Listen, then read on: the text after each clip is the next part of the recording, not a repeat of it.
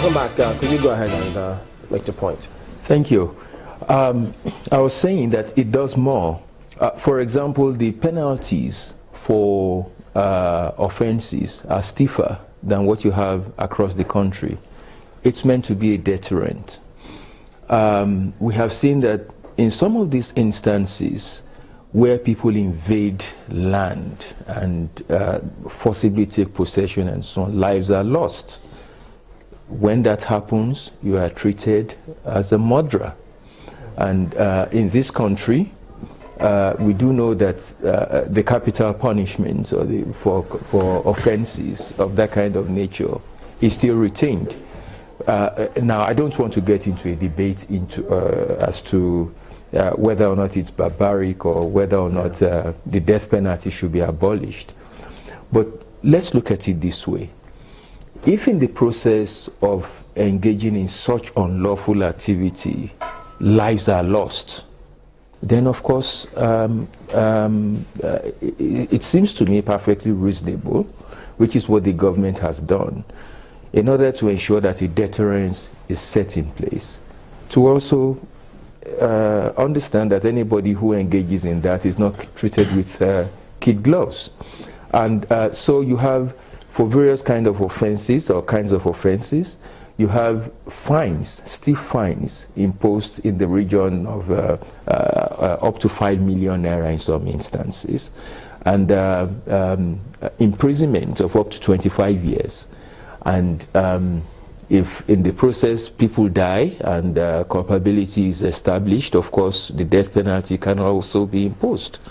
And the whole aim, the whole objective is to ensure that government remains alive to its responsibility, so that for the greatest good is brought to the... We'll talk about capacity in a moment, but Markwa's got a question. Markwa.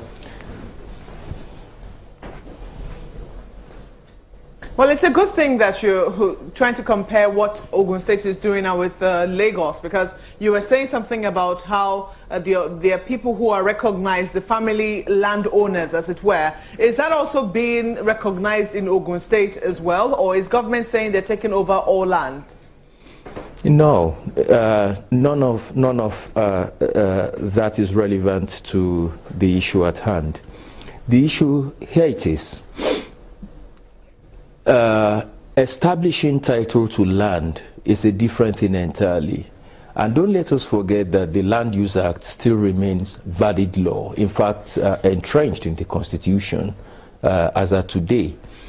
That's not to say that government is taking over all lands, or that all lands are taken away from their rightful owners. Of course, families that own land, people that own land, institutions that own land still do.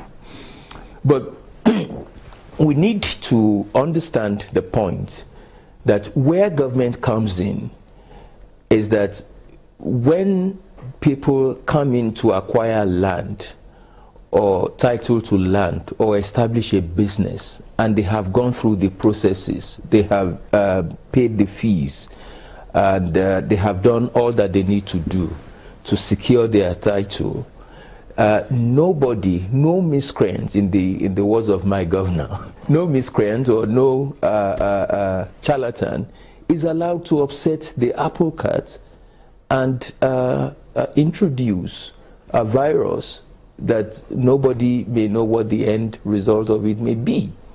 And that's where this law comes in, to say, look, it isn't right under any circumstances if a landowning family says, well, I own the land, you do not go to war in order to secure your title to land. And in fact, it has always been the case that government can in such instances step in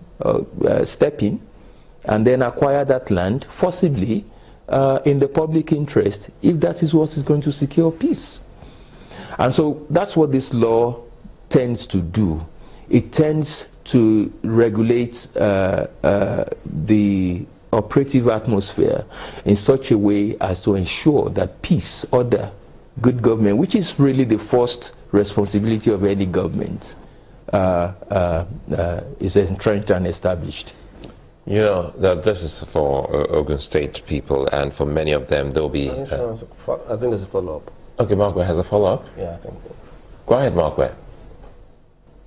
Yeah, this is definitely going to be very contentious. We're talking about the families, and also talking about, this is land we're talking about here. And if government is saying that even in places where there are clashes over land, which happens in many states across the country, and even that Land Use Act is not being fully enforced, there's going to be some controversy, as it were. Did families, did anybody have input into this apart from the state and its apparatus? Of course.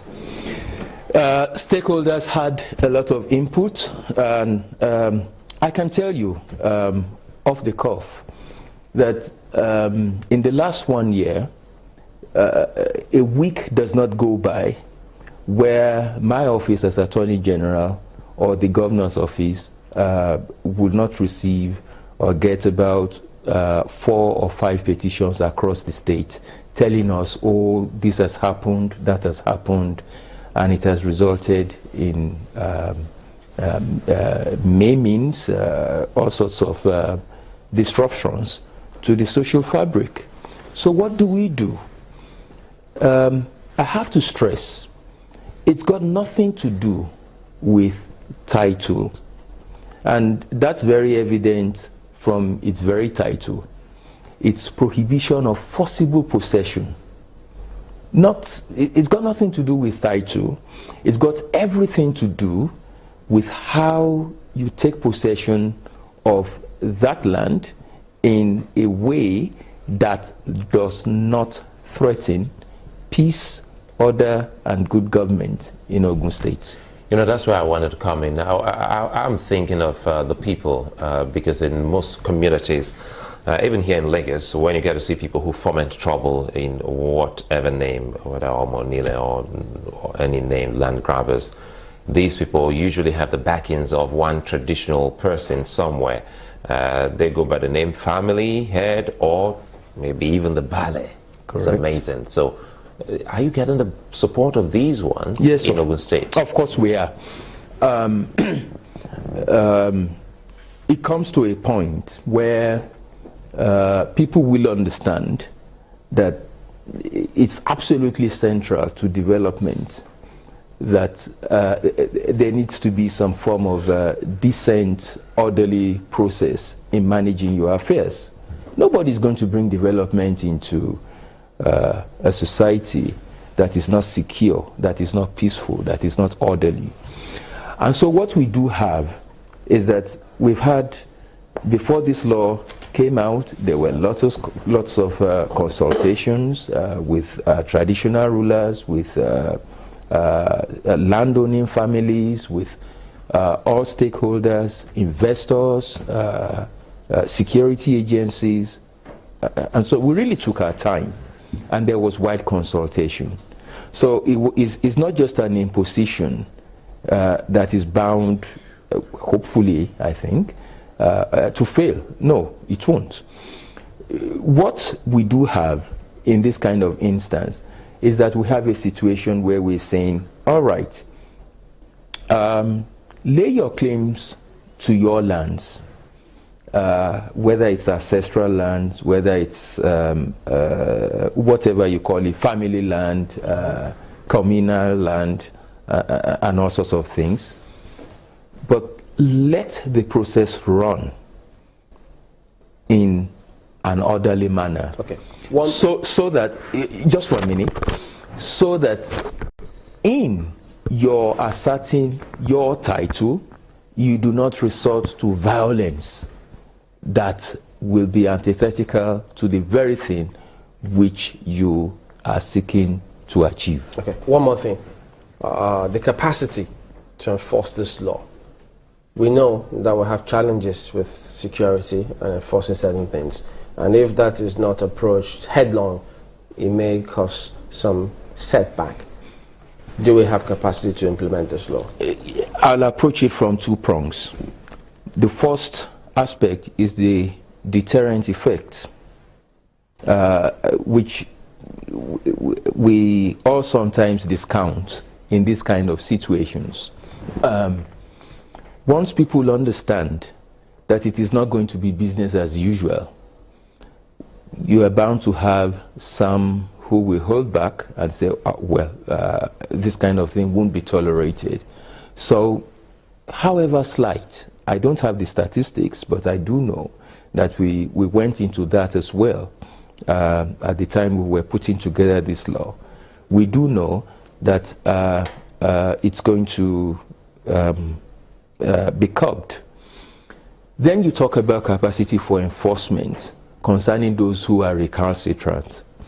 Well, everybody now knows what the law is. We have secured the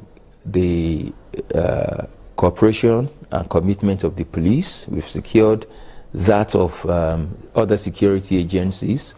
And so the capacity is there.